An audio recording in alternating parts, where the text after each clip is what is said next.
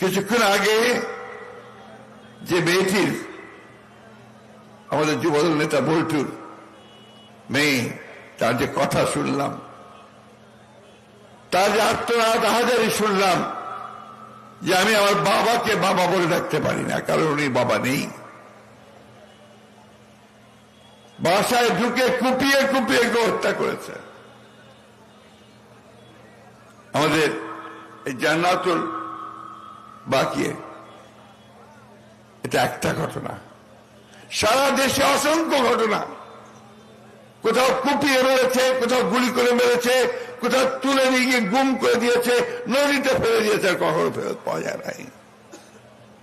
বন্ধুগণ, এটা একদিকে আওয়ামী লীগ, যুবলীগ, ছাত্রলীগের সন্ত্রাসীরা, অন্যদিকে সবচেয়ে কষ্টের কথা, দুঃখের কথা, আশঙ্কার কথা, যে রাষ্ট্রের পুলিশ বাহিনী তাদেরকে ব্যবহার করে সে গুম করা হয়েছে, খুন করা হয়েছে, হত্যা করা হয়েছে, মিথ্যা মামলা দেওয়া হয়েছে।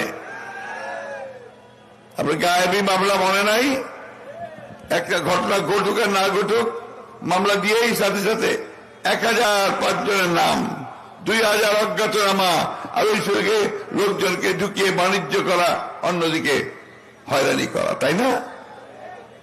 আল্লাহর কাছে অশেষ শুকরিয়া, রহমত, যে আমরা সেই অবস্থা থেকে বেরিয়ে এসেছি। আজকে আমরা সেই মানুষগুলোকে দেখতে পাই না, আমরা সেই চেহারাগুলোকে দেখতে পাচ্ছি না, কারণ তারা জনগণের রোষে দেশ ছেড়ে পালিয়ে গেছে। বন্ধুগণ, একটা অভিযোগ আছে, সবাই বলছে পুলিশ কাজ করছে না। পুলিশ কাজ করবে কোত্থেকে? পুলিশকে যেভাবে এই আওয়ামীরা ব্যবহার করেছে, সরকার ব্যবহার করেছে, এটা কোন গণতান্ত্রিক দেশে ব্যবহার করতে পারে না। বন্ধুগণ, সেই অবস্থা থেকে আমরা আজকে বেরিয়ে এসেছি। আমাদের আজকে একটা সম্মেলন, দলের সম্মেলন, এবং 16 বছর পরে চুয়াডাঙ্গাতে সম্মেলন হচ্ছে। আমরা সবাই জানি যে আমাদের এই দল, বাংলাদেশ জাতীয়তাবাদী দল, আমাকে পানি খুলে দিও, জাতীয়তাবাদী দল প্রতিষ্ঠা করেছিলেন কে, মনে আছে? কে? জোরে বলেন। শহীদ প্রেসিডেন্ট জিয়াউর রহমান বীর উত্তম, তাই না? তিনি বাংলাদেশ জাতীয়তাবাদী দল প্রতিষ্ঠা করেছিলেন। কেন করেছিলেন? কি উদ্দেশ্যে করেছিলেন? তার আগে 1975 সালের আগে এই আওয়ামী লীগ তারা সেই ক্ষমতায় ছিল। তখন নেতা ছিলেন শেখ মুজিবুর রহমান। তিনি অবিসংবাদী নেতা, তার বিরুদ্ধে একটা কথা, তার বাইরে একটা কথা বলার কোন উপায় ছিল না।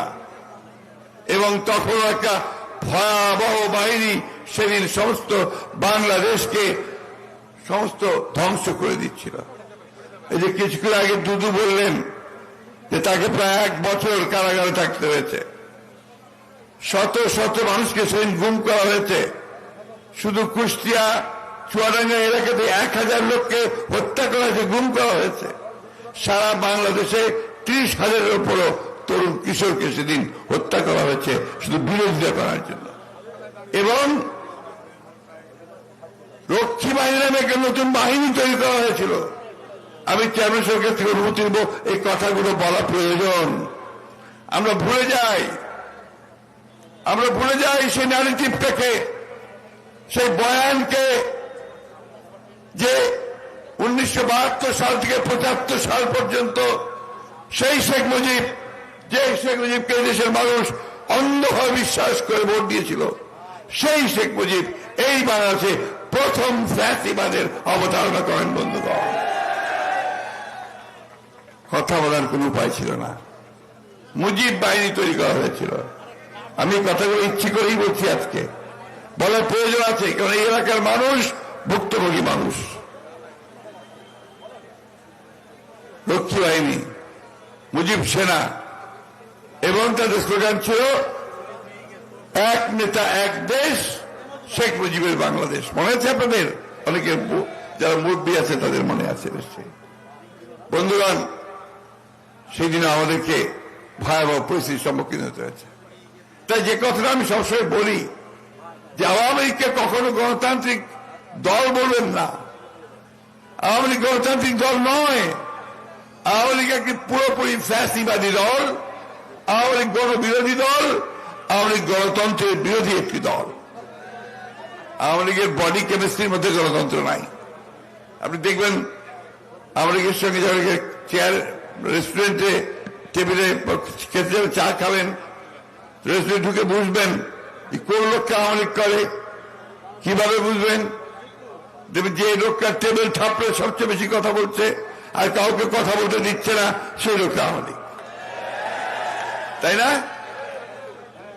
তারা সবসময় গায়ের জোরে সবকিছু করে নিতে চায়। আমরা আওয়ামী লীগের বডি কেমিস্ট্রি আমাকে দুটো জিনিস মনে হয়, একটা হচ্ছে সন্ত্রাস, আরেকটা হচ্ছে চুরি, দুর্নীতি। এই দুটো জিনিস ওদের মধ্যে আছে।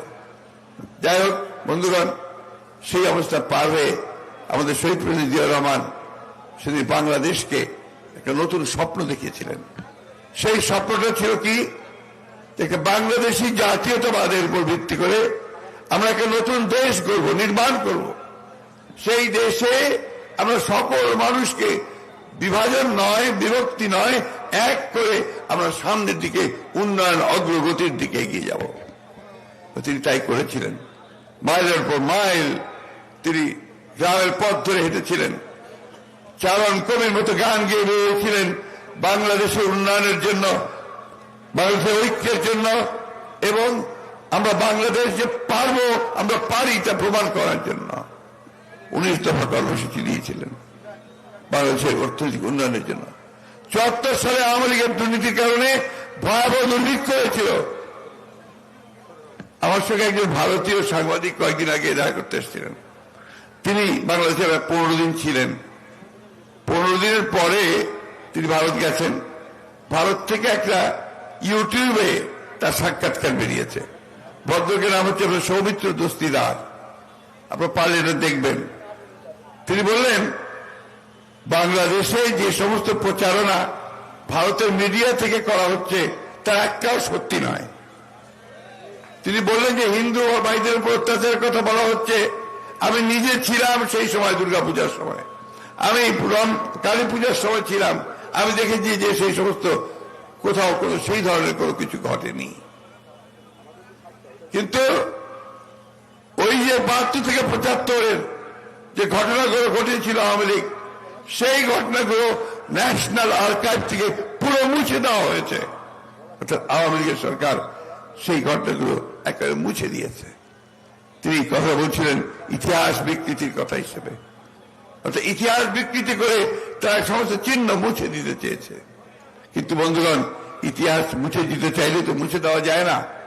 মানুষের মধ্যে তো ইতিহাস থাকে, সেই ইতিহাস আজকে বেরিয়ে এসেছে। তাই বলছিলাম যে কথা বলতে চাই আমি, যে এই ষড়যন্ত্র চক্রান্তকে ভেদ করে যে রহমান নতুন আমাদেরকে জাতীয়তাবাদের দর্শন দিয়েছিলেন, তারই উপর ভিত্তি করে বাংলাদেশ দাঁড়িয়েছে। বহুযুগের গণতন্ত্র দিয়েছে, সমস্ত সংবাদ মাধ্যমকে করে দিয়েছে, মিডিয়ার স্বাধীনতা দিয়েছে, বাংলাদেশের অর্থনীতিকে মুক্ত করে দিয়েছে একটা বদ্ধ ভ্রান্ত সমাজতন্ত্রের চিন্তা থেকে।